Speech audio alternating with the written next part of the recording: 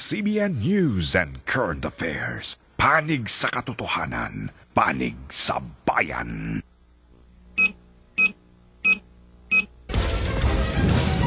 Sa ulo ng mga nagbabagang balita. 8 patay kasama ang 5 bata sa panibagong massacre sa Laguna. Suspek sa krimen, kinilala na.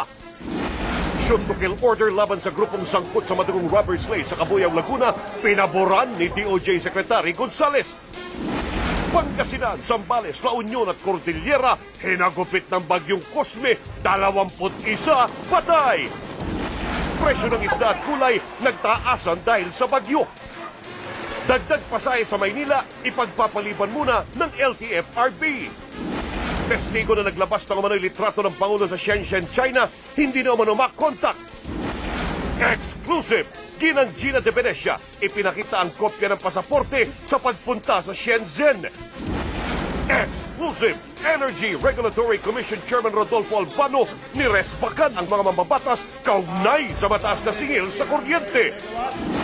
Exclusive! Lalaking pinutulan ng ari ng kalibin, matagumpay na naoperahan. China, niyanig ng malakas na aftershock, 3 patay.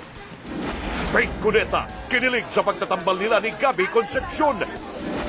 Exclusive, Pinoy indie film na service, malakas daw ang laban sa Cannes Film Festival.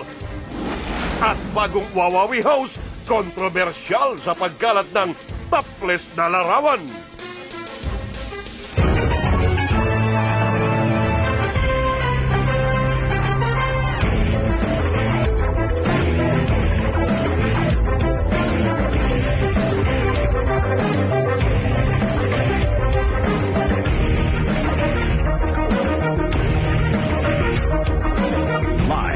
Mula sa ABS-CBN News Center, Manila, ito ang TV Patrol World!